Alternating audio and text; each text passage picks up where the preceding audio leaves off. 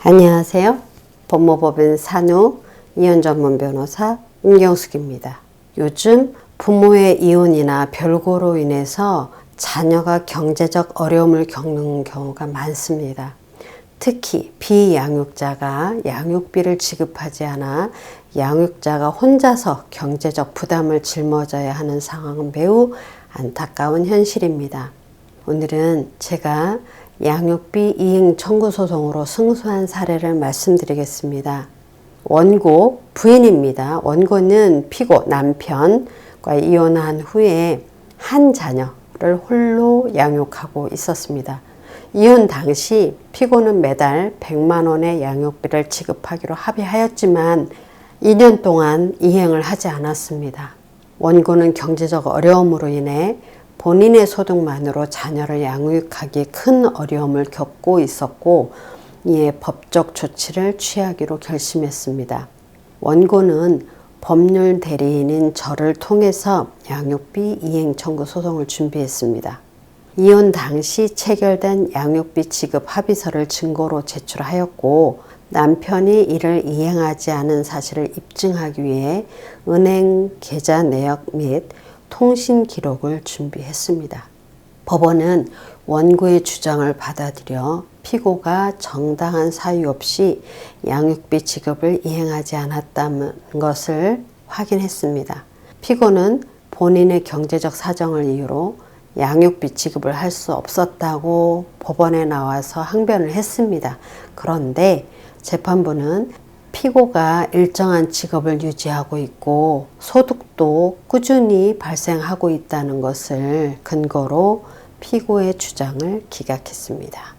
법원은 피고에게 연체된 양육비 2천만 원을 분할해서 매달 200만 원씩 지급하라는 판결을 내렸습니다. 이거는 그동안 못 낸 양육비고 또 현재 양육비가 계속 발생을 하잖아요. 그래서 매달 300만 원 지급을 해야 했습니다. 이 사례는 양육비 지급이 단순한 의무가 아닌 법적 책임임을 강조를 한 사례입니다. 비양육자가 정당한 사유 없이 이를 이행하지 않을 경우 법적 절차를 통해 강제적으로 이행할 수 있습니다. 특히 양육비는 자녀의 생존과 복지에 직결되는 문제이기 때문에 법원은 이에 대해서 강력한 입장을 취하고 있습니다. 여러분들이 양육비 이행 청구를 하시고자 한다면 몇 가지 주의할 점이 있습니다. 일단 첫 번째, 증거 확보를 하셔야 합니다. 이혼 합의서, 판결문 등 양육비 지급 약정을 입증할 수 있는 자료가 필요합니다. 그 다음에 비양육자의 소득, 재산 현황을 파악할 수 있는 자료도 유용합니다. 둘째, 법률 대리인을 선임하시기 바랍니다. 양육비 청구는 전문적인 법적 지식과 전략이 요구되므로 경험 있는 변호사를 선임하는 것이 중요합니다. 셋째, 강제 집행을 활용하시기 바랍니다. 법원의 판결 이후에도 양육비가 지급되지 않는 경우 강제 집행 절차를 통해 압류, 추심 등의 조치를 취할 수 있습니다.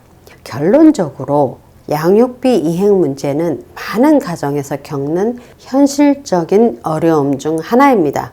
그러나 법적 절차를 통해 이를 해결할 수 있고 제가 했던 승소 사례는 그 가능성을 잘 보여줍니다. 만약 유사한 상황에 처해 곤란을 겪고 계시다면 적극적으로 법적 대응을 고려해 보시기를 권합니다. 자녀의 권리와 복지를 지키는 일에 양육죄는 혼자가 아닙니다.